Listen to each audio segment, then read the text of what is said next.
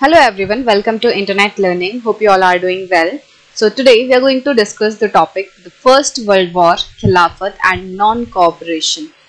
So last video में हमने हमारा जो चैप्टर नंबर 2 है क्लास 10th हिस्ट्री का जो कि था नेशनलिज्म इन इंडिया, ये शुरू किया था। उसमें हमने देखा था कि किस तरीके से मतलब हमने जो लास्ट चैप्टर में हमने पढ़ा है, मतलब फर्स्ट जो हमारा चैप्टर था उसमें जो भी कुछ हमने पढ़ा तो पहले वो हमने बिल्डअप किया कि क्या क्या फर्स्ट चैप्टर में हुआ था, नेशनलिज्म क्या होता है और पूरे वर्ल्ड में नेशनलिज्म किस तरीके से फैल रहा था। तो उसको फिर हमने अपने इंडिया से कनेक्ट करने की कोशिश की कि भाई वर्ल्ड में तो फैल रहा था ये जो पूरा नेशनलिज्म है, बट इंडिया में कैसे आया, इंडिया तक ये चीज कैसे आई और इंडिया में नेशनलिज्म कैसे बना। तो वो हमारी इंट्रोडक्टरी वीडियो थी जिसमें हमने एक तरीके से समझा कि ये पूरा चैप्टर किस बारे में होने वाला है। और अब हम शुरू करते हैं हमारे मेन टॉपिक के साथ, जिसमें हम ये देखेंगे कि जैसे 9th जो क्लास है उसमें हमने 1920 तक पढ़ लिया था कि 1920 तक नेशनलिज्म क्या था। अब हम यहाँ से समझेंगे कि 1920 के बाद क्या क्या इवेंट्स हुए और किस तरीके से अब अलग अलग लोगों में जो यूनिटी है वो और ज्यादा बढ़ने लग गई, right. So in the years after 1919 we see the national movement spreading to new areas। तो ऐसा नहीं था कि 1919 से पहले नेशनलिज्म नहीं था। ऑफ कोर्स अभी हम मतलब बात कर ही रहे हैं कि हमने 9th क्लास में 1920s तक नेशनलिज्म पढ़ा है। तो अब 1919 के बाद ये जो पूरी नेशनलिज्म की मूवमेंट थी, नेशनल मूवमेंट थी कि हमें ब्रिटिशर्स के खिलाफ लड़ना है। जैसे हमने 9th क्लास में काफी सारी चीजें पढ़ी थी, जैसे फॉरेस्ट ड्वेलर और वो सारी स्टोरीज पढ़ी थी, जिसमें कि हमें ये पता चल रहा था कि किस तरीके से जो ब्रिटिशर्स हैं वो अलग अलग लोगों पे अलग अलग तरीके से अत्याचार कर रहे थे और वो जो लोग हैं फिर वो ब्रिटिशर्स का अपोज कर रहे थे। तो अब ये जो पूरा नेशनल मूवमेंट है, ब्रिटिशर्स को अपोज करने वाली जो चीज है, अब वो अलग अलग एरियाज तक फैल रही थी, अब नए एरियाज तक पहुंच रही थी। नए सोशल ग्रुप्स जो हैं नेशनल मूवमेंट को ज्वाइन कर रहे थे, नए मोड्स ऑफ स्ट्रगल बन रहे थे, मतलब कि अब नए तरीके निकाले जा रहे थे इस लड़ाई को लड़ने के लिए। How do we understand these developments. अब हमें ये जो सारे चेंजेस हो रहे हैं कि भाई नए ग्रुप्स जो हैं वो इस नेशनल मूवमेंट को ज्वाइन कर रहे हैं, नए एरियाज तक, नए लोगों तक नेशनल मूवमेंट जो है वो पहुंच रही है, लोगों को समझ आ रहा है कि हमें ब्रिटिशर्स के खिलाफ लड़ना है, हमें इंडिया को आजाद कराना है। तो ये जो सारी चीजें हैं वो अब बहुत ज्यादा बड़े लेवल पे अलग अलग लोगों तक, अलग अलग कम्युनिटी, सोशल ग्रुप्स तक पहुंच रही थी। तो इस सबका असर क्या हो रहा था, इसका मतलब क्या है और कैसे ये चीजें फैली, तो हमें ये समझना है। दूसरा ये कि जो इम्प्लीकेशंस हैं वो क्या है, मतलब कि इससे क्या फायदा होगा या इससे क्या होगा कि अगर ये जो नेशनल मूवमेंट है वो ज्यादा से ज्यादा लोगों तक पहुंचेगी, तो इसका इम्प्लीकेशन क्या है, इसका असर क्या होने वाला है। ठीक है, तो ये चीजें हम देखने वाले हैं। First of all, the war created a new economic and political situation. तो हमारा सेक्शन ही है फर्स्ट वर्ल्ड वॉर से रिलेटेड कि फर्स्ट वर्ल्ड वॉर की वजह से क्या हुआ। सो फर्स्ट वर्ल्ड वॉर जो है वो 1914 से लेकर 1918 तक हुई थी। तो उसके बाद जो भी फर्स्ट वर्ल्ड वॉर हुई उसके बाद क्या असर पड़ा इंडिया के ऊपर। तो फर्स्ट वर्ल्ड वॉर की वजह से सबसे पहले फर्स्ट वर्ल्ड वॉर के टाइम पे क्या हुआ पहले हम वो समझते हैं। तो फर्स्ट वर्ल्ड वॉर की वजह से एक अलग ही तरीके की इकोनॉमिक एंड पॉलिटिकल सिचुएशन जो है इंडिया में आ गई थी। मतलब कि नॉर्मली जो चीजें चल रही थी इंडिया में उससे काफी हटके सिनेरियो हमें देखने मिला फर्स्ट वर्ल्ड वॉर में। It led to a huge increase in defence expenditure which was financed by war loans and increasing taxes। तो सबसे पहले देखो, जब वॉर होती है तो डेफिनेटली बहुत ज्यादा खर्चा होने वाला है। जब लड़ाइयाँ लड़ी जाती हैं तो डिफेंस में जो चीजें यूज होने वाली हैं, जैसे जो एम्युनिशन है, मतलब जो हथियार हैं, बंदूक और गोला बारूद, जो ये सारी चीजें हैं, उनको खरीदने के लिए गवर्नमेंट को पैसा चाहिए होता है। जो देश लड़ाई में लड़ रहा है उसको पूरे डिफेंस एक्सपेंडिचर करने के लिए काफी ज्यादा फंड चाहिए होते हैं। जो लोग लड़ रहे हैं उनके ड्रेसेस, उनके बूट्स, उनके खाने के लिए सामान, इन सारी चीजों में काफी ज्यादा पैसा लगता है। ठीक है, तो जब पूरे दुनिया भर में फर्स्ट वर्ल्ड वॉर चल रहा था तो भले ही हम डायरेक्टली फर्स्ट वर्ल्ड वॉर में इन्वॉल्व नहीं थे, बट इनडायरेक्टली हर एक ऐसा देश था जो कि इस फर्स्ट वर्ल्ड वॉर से अफेक्ट था। इसीलिए इसका नाम वर्ल्ड वॉर है, क्योंकि पूरे वर्ल्ड पे इसका असर पड़ा था, राइट। तो उसकी वजह से क्या हुआ, फर्स्ट वर्ल्ड वॉर की वजह से जो डिफेंस एक्सपेंडिचर है वो बढ़ गया। अब देखो, जो ये ब्रिटिशर्स हैं जो हम पे रूल कर रहे थे, ये डायरेक्टली फर्स्ट वर्ल्ड वॉर की लड़ाई में इन्वॉल्व थे, मतलब कि ये डायरेक्टली लड़ रहे थे, उसमें इन्वॉल्व थे। अब जब ये ब्रिटिशर्स फर्स्ट वर्ल्ड वॉर में इन्वॉल्व थे तो उनको जितना भी अपना एक्सपेंडिचर निकालना है लड़ाई लड़ने के लिए, उसको वो इंडिया से काफी हद तक वसूल कर रहे थे। इंडिया के ऊपर जो है उन्होंने और ज्यादा टैक्सेस लगा दिए। वो जो वॉर लोन्स हैं उसको रेज कर रहे थे। वॉर लोन्स का मतलब क्या होता है, जब कोई डेट या फिर कोई बॉन्ड वगैरह जो है लोगों को इशू किया जाता है और लोगों से पैसा इकट्ठा किया जाता है वॉर को लड़ने के लिए। मतलब कि एक तरीके से जो गवर्नमेंट है, जैसे जो ब्रिटिशर्स हैं, वो क्या कर रहे हैं, वो आम जनता को कुछ बॉन्ड्स वगैरह जो हैं वो बेच रहे हैं और उस बॉन्ड के बदले, मतलब आप यूं समझ लो कि वो जनता से लोन ले रहे हैं। ठीक है, जो पब्लिक है, वो पब्लिक जो है वो ब्रिटिशर्स को या जो लोग लड़ाई लड़ रहे हैं उनको लोन दे रही है, कुछ फंड दे रही है। ठीक है, और किस लिए फंड दे रही है, ताकि ये लोग लड़ सकें लड़ाई में। तो वॉर लोन बेसिकली क्या होता है, जब पब्लिक से पैसा उठाया जाता है लड़ाई लड़ने के लिए, वॉर में यूज करने के लिए। तो वॉर लोन्स जो हैं वो लिए जा रहे थे, वो उठाए जा रहे थे ताकि ये जो पूरी लड़ाई है उसको फंड किया जा सके। टैक्सेस बढ़ा दिए। टैक्सेस से क्या होगा कि ज्यादा से ज्यादा अगर टैक्स लगाएंगे तो ज्यादा पैसा इकट्ठा होगा गवर्नमेंट के पास और वो उसे लड़ाई में लगा सकेगी। तो ब्रिटिशर्स जो हैं ये सारी चीजें हमारे ऊपर कर रहे थे। वॉर लोन्स उन्होंने इम्पोज किए, उन्होंने टैक्सेस जो है वो इम्पोज कर दिए, काफी ज्यादा टैक्सेस लगा दिए। Custom duties and income tax जो हैं वो बढ़ा दिए। पहले इंपोर्ट एक्सपोर्ट पे जो ड्यूटीज लगती थी, जो टैक्स लगते थे, वो बढ़ गए।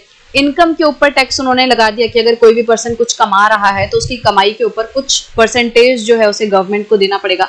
तो इस तरीके की चीजें जो है ब्रिटिशर्स करने लग गए ताकि वो इस पूरे ये जो लड़ाई है उसको फंड कर सके और ज्यादा से ज्यादा पैसा जो है वो इकट्ठा कर सके। Through the war years prices increased. अब ये जितना लड़ाई वाला समय था 1914 to 18 वाला, इस पूरे दौरान प्राइसेस बहुत ज्यादा बढ़ गए क्योंकि चारों तरफ क्या हो रहा है, चारों तरफ उथल पुथल हो रखी है। ज्यादा से ज्यादा चीजें जो हैं वो वॉर को फाइनेंस करने में लग रही हैं। तो जैसे क्या हो रहा था कि मान लो कोई इंडस्ट्री है, वो टेक्सटाइल वगैरह बनाती है, वो कपड़े बनाती है, तो उसको ब्रिटिशर्स ने बोला कि तुम नॉर्मल कपड़े नहीं बनाओगे बल्कि तुम क्या करोगे, तुम आर्मी के लिए ड्रेसेस बनाओगे। कोई मशीनरी वगैरह अगर कोई इंडस्ट्री बनाती है, कोई कंपनी अगर मशीनरीज बनाती है, तो उनको क्या बोला जा रहा है कि तुम ये नॉर्मल मशीनें मत बनाओ, तुम गन्स बनाओ। इस तरीके की चीजें हो रही थी। तो मतलब कि पूरा डिमांड सप्लाई इसमें पूरा उथल पुथल हो रखी थी और प्राइसेस जो है वो हाई हो गए थे चीजों के। टैक्स बढ़ेगा, काफी सारी चीजों पे टैक्स लगा दिया था, तो क्या हो रहा था, टैक्स की वजह से भी प्राइसेस हाई हो गए थे। ठीक है, और अगर बात करें 1913 to 1918 वाले पीरियड के दौरान, इस टाइम तो प्राइसेस इतने हाई हो गए थे कि लगभग दुगने हो चुके थे। कि मतलब मान लो पहले कोई चीज 100 रुपए की मिल रही थी, तो अब इस दौरान 1913 to 18 वाले पीरियड में वो सेम चीज 200 रुपए की मिल रही है। तो प्राइसेस इस हद तक बढ़ चुके थे। और प्राइसेस बढ़ने का जो सीधा इम्पैक्ट है वो गरीब लोगों के ऊपर आता है, आम लोगों के ऊपर आता है। तो ये जो पूरी सिचुएशन चल रही थी, टैक्सेस बढ़ गए, इनकम टैक्स बढ़ गए, प्राइसेस बढ़ गए, ठीक है, इस सब की वजह से जो आम आदमी है उसको बहुत ज्यादा हार्डशिप फेस करनी पड़ रही थी, बहुत ज्यादा दिक्कत उसको झेलनी पड़ रही थी। और देखो, लड़ाई में लड़ने के लिए क्या चाहिए, लोग चाहिए, जो सोल्जर्स हैं वो अल्टीमेटली लड़ाई में लड़ने वाले हैं। तो जब पूरे वर्ल्ड में ऐसे लड़ाई हो रही है, वर्ल्ड वॉर हो रही है, तो बहुत ज्यादा जो आर्मी के लोग हैं वो मर भी रहे थे। ठीक है, तो ब्रिटिशर्स ने क्या किया, जो हमारे गांव के लोग हैं, जो इंडिया के लोग हैं, उनको वो पकड़ पकड़ के जबरदस्ती सोल्जर्स बनाने लग गए, उसको आर्मी में भर्ती करने लग गए। तो फोर्स्ड रिक्रूटमेंट हुआ। मतलब कि अगर कोई पर्सन चाह नहीं भी रहा है ना आर्मी में जाना, तो भी उसको बस जबरदस्ती पकड़ के उसको आर्मी में भर्ती किया जा रहा था। तो इसकी वजह से क्या हो रहा था कि जो गांव में लोग हैं वो बहुत ज्यादा परेशान थे। ठीक है, तो फोर्स रिक्रूटमेंट यहाँ पे बताया है, a process by which colonial state forced people to join the army. एक ऐसा पूरा प्रोसेस जिसके थ्रू जो कॉलोनियल स्टेट है, मतलब ये जो ब्रिटिश गवर्नमेंट है, वो क्या कर रही थी, वो लोगों को फोर्स कर रही थी, जबरदस्ती उनको आर्मी में भर्ती कर रही थी। तो इसकी वजह से जो गांव में लोग हैं वो बहुत ज्यादा गुस्सा थे।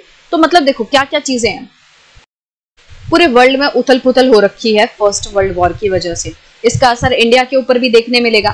हो सकता है इंडिया के ऊपर इसका असर थोड़ा कम देखने मिलता अगर इंडिया ब्रिटिशर्स की कॉलोनी नहीं होता, बट क्योंकि ब्रिटिशर्स जो है वो डायरेक्टली इस लड़ाई में लड़ रहे थे, फर्स्ट वर्ल्ड वॉर का वो हिस्सा थे डायरेक्टली, और हम ब्रिटिशर्स की कॉलोनी थे, तो इसका इम्पैक्ट हमारे ऊपर और ज्यादा देखने मिला।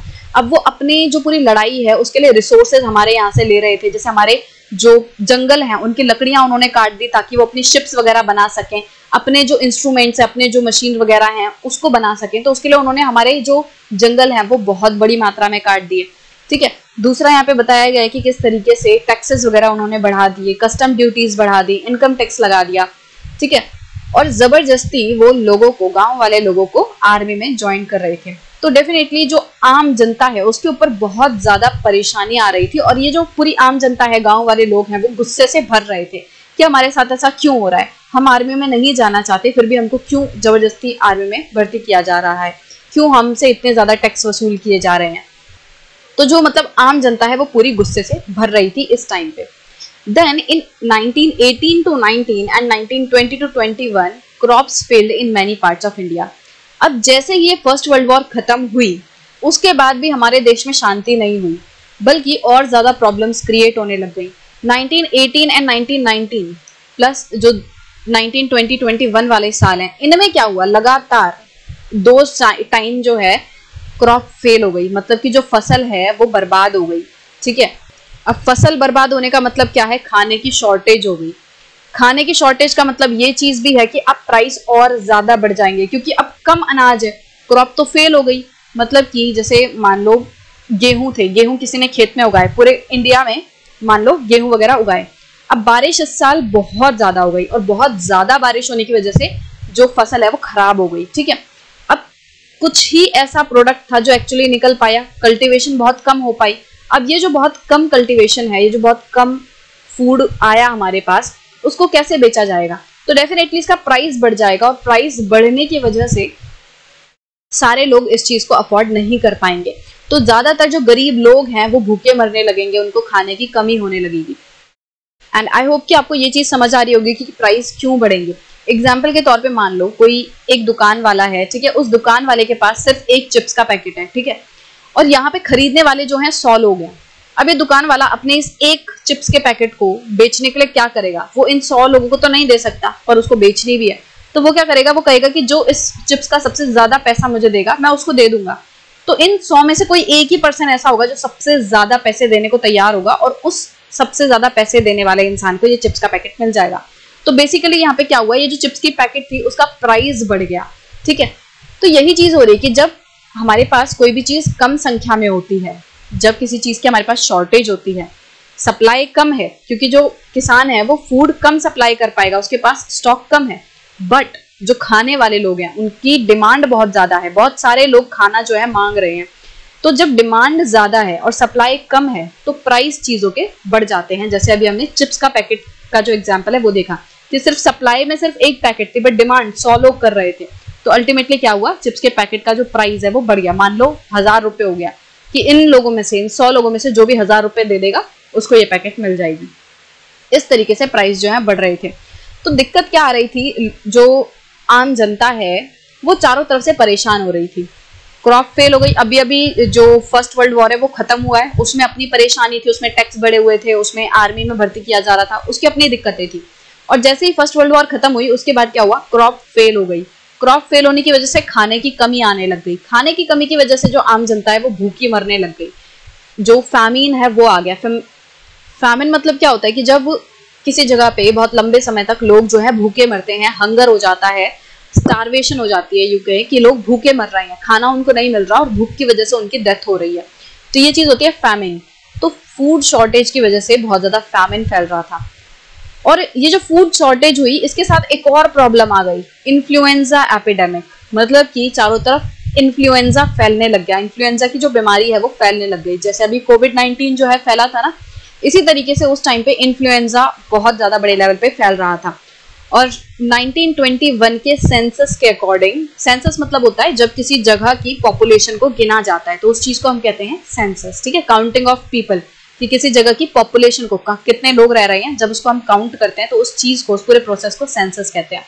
तो 1921 की जनगणना के हिसाब से, सेंसस के हिसाब से लगभग 12 to 13 मिलियन पीपल जो हैं वो इन्फ्लुएंजा एंड फैमिन की वजह से मर गए।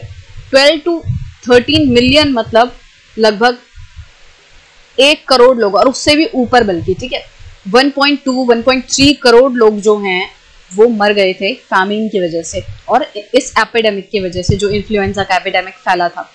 People hope that their hardship would end after the war was over. अब जब वॉर चल रही थी, फर्स्ट वर्ल्ड वॉर, तब लोगों को लग रहा था कि अगर एक बार ये वॉर खत्म हो जाए तो सब कुछ सही हो जाएगा, उनकी लाइफ बेटर हो जाएगी।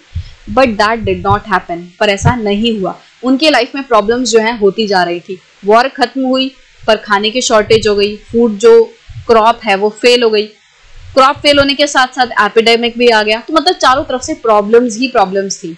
At this stage, a new leader appeared and suggested new mode of struggle। और इस point of time पे एक नया लीडर उभर के आया और इस नए लीडर ने एक नए तरीके से स्ट्रगल करना हमको सिखाया। ठीक है, अब वो नए लीडर कौन थे और क्या उनका नया मोड था स्ट्रगल का, ये चीज हम नेक्स्ट वीडियो में पढ़ेंगे। खैर आपको आइडिया तो लग ही गया होगा। नेक्स्ट टॉपिक जो है आइडिया ऑफ सत्याग्रह है। तो सत्याग्रह जो है वो गांधी जी से जुड़ा हुआ है। तो नए लीडर गांधी जी की बात हो रही है और उनका नया मोड ऑफ स्ट्रगल जो है जो उन्होंने सजेस्ट किया, सत्याग्रह। तो इस चीज के बारे में हम जो है डिस्कस करेंगे कि किस तरीके से गांधी जी जो है उन्होंने लोगों को एक तरीके से उनकी प्रॉब्लम समझी, उनको सजेस्ट किया कि किस तरीके से वो लड़ सकते हैं, और ये जो पूरी नेशनल मूवमेंट चल रही थी उसमें और ज्यादा उन्होंने एक तरीके से जान फूंक दी, लोगों को यूनाइट करने का उन्होंने काम किया। तो कैसे किया, क्या सारी चीजें हुई, ये हम देखेंगे। अभी हम बैकग्राउंड जो है पढ़ रहे हैं कि किस तरीके से धीरे धीरे एक इवेंट के बाद दूसरा इवेंट हुआ और अल्टीमेटली किस तरीके से मतलब छोटी छोटी चीजें जो हैं, मतलब जो लोग हैं वो प्रॉब्लम से भरते जाएंगे और एक टाइम ऐसा आएगा कि लोग एकदम ये जो पूरा चीज है ना, मतलब एक तरीके से ये फट जाएगा सब कुछ, लोगों का जो गुस्सा है वो एक अचानक से फटेगा। ठीक है, और इस जब ये पूरा प्रोसेस होगा कि धीरे धीरे यहाँ पे लोगों पे प्रॉब्लम्स आ रही हैं और अल्टीमेटली जब ये गुस्सा फटेगा लोगों का, तब ये जो हमारा नेशनल मूवमेंट है वो पीक पे दिखाई देगा और अल्टीमेटली हमें आजादी मिलेगी। बट अभी हम नेक्स्ट चैप्टर से अभी ये जो हमारी पूरी स्टोरी चल रही है उसको समझेंगे कि फर्स्ट वर्ल्ड वॉर हुई, उसके बाद फेमीन आया, एपिडेमिक आया, लोगों को लग रहा था सब कुछ बढ़िया हो जाएगा बट नहीं हुआ। तो इस पूरे प्रॉब्लम में एक लीडर अपेयर हुआ जिन्होंने हमें नया तरीका बताया स्ट्रगल करने का। तो ये जो तरीका है, ये जो नए लीडर हैं, इसके बारे में हम नेक्स्ट वीडियो में पढ़ेंगे।